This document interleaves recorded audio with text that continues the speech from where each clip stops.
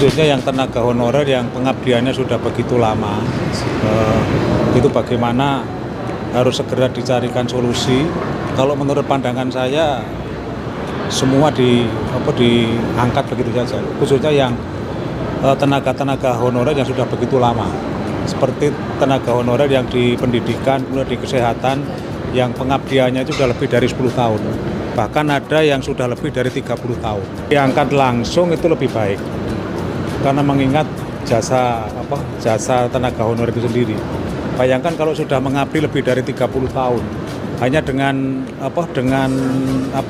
bukan penghasilan itu, hanya diberi uang sangu hanya 200.000, 300.000, itu aja masih dimintakan iuran dari teman-teman yang sudah PNS. Jadi prinsipnya kalau Komisi 2 ini kita dorong bagaimana untuk diselesaikan, baik dijadikan PNS maupun dijadikan tenaga P3K ini di sana, khususnya yang masa kerjanya itu sudah begitu lama, karena kasihan. Nah, untuk yang baru harus dilakukan pengisian sesuai dengan ketentuan yang berlaku, tentu melalui seleksi yang objektif. Pemerintah politik koalisi kuat, apalagi Presiden Jokowi juga berharap ini bisa selesai.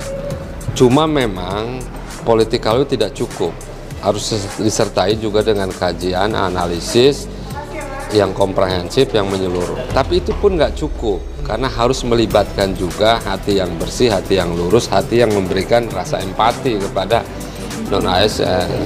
Kan harus itu juga ikut terlibat. Kalau pakai rasio aja kan bisa salah-salah kita ngambil keputusan. Secara rasio benar, tapi secara hati nurani gimana gitu. Jadi harus terlibat juga, supaya ada win-win solution. Assalamualaikum warahmatullahi wabarakatuh. Salam sejahtera untuk kita semua, bertemu lagi di channel ini. Semoga kita semua senantiasa berada dalam lindungan Allah Subhanahu wa Ta'ala, Tuhan yang Maha Kuasa, senantiasa sehat dan senantiasa sukses di dalam menjalankan aktivitas keseharian. Amin ya Allah ya Rabbal Alamin. Kawan-kawan sekalian, dalam kesempatan video kali ini kita akan mencoba mengupdate informasi tentang honorer di lingkungan instansi pemerintah. Kawan-kawan sekalian, ya, saat-saat ini sedang berkembang berita bahwa pada tahun 2023 ternyata honorer bisa langsung diangkat CPNS 2023. Ini kriteria umur dan masa kerjanya, kawan-kawan sekalian, ya. Tadi sudah kita simak penjelasan dari para anggota dewan yang terhormat. Mudah-mudahan ini menjadi bagian informasi yang sangat penting untuk kita semua. Baik kawan-kawan, kita coba update berita dan informasinya. Nah, ini diambil dari Jember Network.com, ya. Ini media Jawa Timur, kawan-kawan sekalian, ya. Ini media Jawa Timur, kita ambil dari Jember Network.com di tanggal Rabu tanggal 30 November tahun 2022. Tenaga honorer bisa langsung diangkat jadi CPNS 2023. Ini kriteria umur dan masa kerjanya. Jembernetwork.com, kabar baik datang dari pemerintah terkait isu langsung mengangkat tenaga honorer menjadi CPNS 2023. Hal ini tentunya menjadi angin segar bagi para tenaga honorer yang berjuang untuk seleksi CPNS 2023. Kendati demikian, tidak semua tenaga honorer bisa langsung lolos menjadi calon pegawai negeri sipil atau CPNS 2023. Perlu diperhatikan pula terkait syarat serta kriteria tertentu yang diprioritaskan untuk pengangkatan tenaga honorer menjadi CPNS 2023. Salah satu yang menjadi sorotan adalah tentang usia dan masa kerja tenaga honorer yang dapat diangkat menjadi CPNS 2023.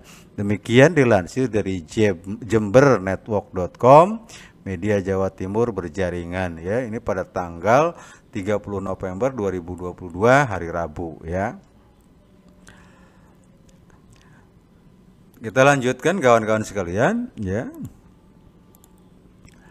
Berikut ini adalah kriteria usia dan masa kerja tenaga honorer yang dikutip jembernetwork.com dari halaman BPKRI. Ini sebetulnya mungkin ngambilnya adalah ngambil PP-nya kawan-kawan sekalian ya. Nah, adapun syaratnya tersebut adalah 1. Tenaga honorer memiliki usia maksimal paling tinggi 46 tahun. Yang kedua, tenaga honorer memenuhi kriteria masa kerja sebagai berikut. A. Memiliki masa kerja selama 20 tahun secara terus-menerus.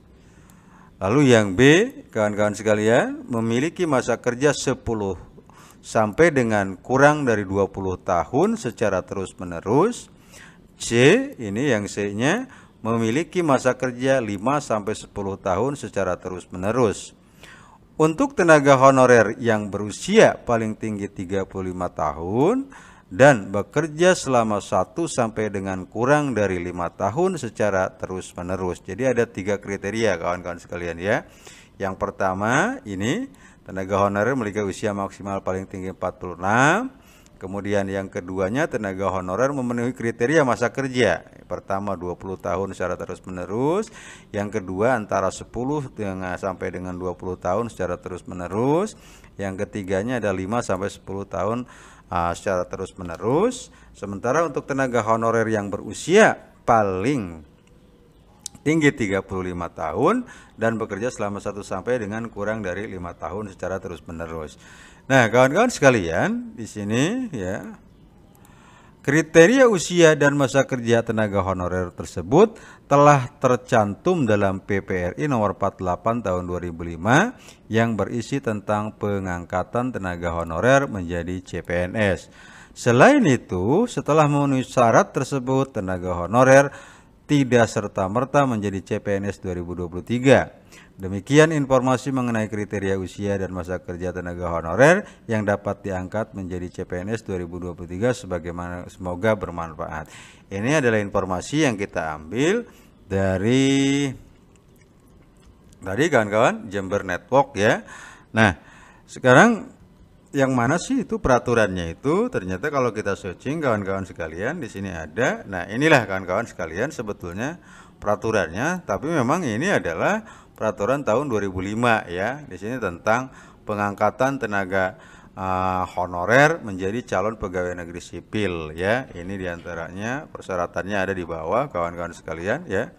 Mungkin ini bisa dibaca-baca, tapi kalau kita lihat ini kan apa masih berlaku atau tidak sebetulnya, karena ini tahun 2025 kawan-kawan sekalian ya, persyaratan-persyaratannya.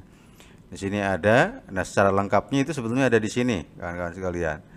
Ya, ini ada di sini kawan-kawan sekalian, ini ya. Ini persyaratan yang tadi kita bacakan itu ya, diantaranya. Lalu kemudian di ayat pasal 4-nya juga diungkapkan di sini ya. Tapi lagi-lagi ini yang tahun 2025 sebagaimana yang diinformasikan oleh tadi, sebagaimana tadi yang dilansir kawan-kawan sekalian ya. Yang dilansir oleh ini tadi ya. Nah, di sini jembernetwork.com tadi itu ya. Itu saja barangkali informasi yang dapat di-share kawan-kawan sekalian ya. Semoga bermanfaat dan menjadi tambahan informasi bagi kita semua. Assalamualaikum warahmatullahi wabarakatuh.